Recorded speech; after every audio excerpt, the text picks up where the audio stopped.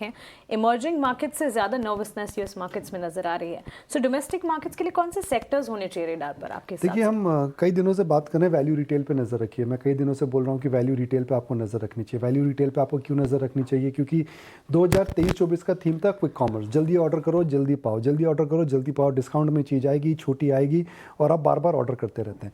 तो quick commerce एक success रहा है, मगर जोमेटो, ब्लिंकिट और स्विगी, इंस्टामार्ट की सक्सेस के बाद इसके अंदर सब बड़े कॉर्पोरेट्स इस समय आ चुके हैं। टाटा आ चुका है, रिलायंस आ चुका है। अब तो आप क्विक कॉमर्स के ऊपर आप फ्रिज ऑर्डर कर सकते हैं, एसी मंगा सकते हैं, शादी का सामान मंगा सकते हैं। तो क्विक कॉमर्स का जो बड़ा ट्रेंड था, मुझे लगता है कि वो थमने लगा है, क्योंकि इसके अंदर अभी भी कंपनीज बर्न कर रही हैं। मगर पिछले 2 साल के अंदर वैल्यू कॉमर्स के अंदर हमने देखा गिरावट देखने को मिली थी। इसका प्रमुख कारण था कि इन्फ्लेशन ज़्यादा थी। इसका प्रमुख कारण था कि छोटे शहरों के अंदर हमने देखा कि कोविड के बाद जो के शेप रिकवरी थी वो ज़्यादा अच्छी नहीं थी और वैल्यू रिटेल स्टॉक्स महंगे हो चुके थे कोविड के बाद, इनके अंदर गिरावट देखने को मिली। मगर अब चक्र उल्टा चल रहा है। देखिए, मार्केट के अंदर हमें ये समझना चाहिए कि पेंडुलम होता है। जैसे हम हिंदी में कहते हैं कि कभी धूप कभी छाया। तो एक्सट्रीम ऑप्टिमिज्म हो गया था क्विक कॉमर्स के अंदर और एक्सट्रीम पेसिमिज्म हो गया था वैल्यू रिटेल के अंदर। वैल्यू रिटेल मुझे क्यों अच्छा लगता है, आज का भाव देखिए। हम आई थिंक अभिषेक अपन लास्ट वीक भी इस पे बात कर रहे थे कि क्विक कॉमर्स से हट के वैल्यू रिटेल में आना चाहिए, क्योंकि नंबर 1 जीएसटी रैशनलाइजेशन आएगा जिसका सीधा प्रभाव वैल्यू रिटेल को पड़ता है। नंबर 2 टैक्स कट, जो हम जिसकी बात कर रहे थे, उस अब इस महीने से टैक्स कट एप्लीकेशन होंगे जहां आपके हाथ में कैश आएगा।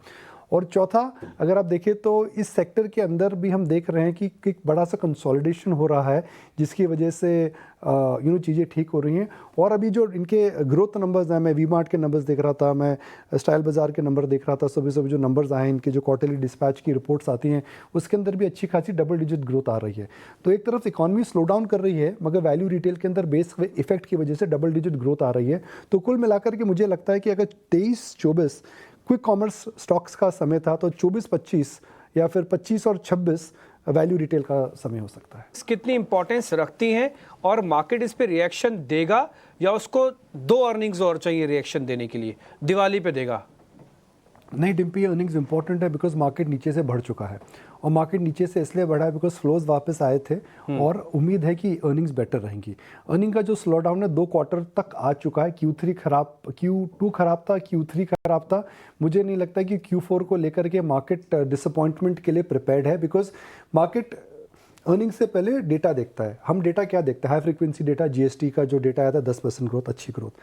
ऑटो का डिस्पैच डेटा जो कि मार्च का आया था, कल और आज में है, वो अच्छे थे। अगर आप देखें इलेक्ट्रिसिटी कंजम्पशन का डेटा, इलेक्ट्रिसिटी कंजम्पशन की डिमांड भी 5-6% है, जिसके अंदर सीधा इंडिकेशन है कि डिमांड आ रही है। और छठा और उसके बाद एक और पॉइंट है पीएमआई डेटा, जो कि 52-53 से बढ़ के करीब 60 के आसपास हो गया है, जिसका मतलब है कि मैक्रो एक्टिविटी चालू हो चुकी है। महंगाई भी कम है, रेट कट भी आ चुके हैं, लिक्विडिटी भी जा चुकी है, स्टॉक प्राइसेस भी ऊपर है। तो अर्निंग्स को लेकर के नाउम्मीद मार्केट नहीं है। अगर अर्निंग्स अच्छी नहीं आती हैं तो स्टॉक रिएक्शन ज़रूर देखने को मिलेगा।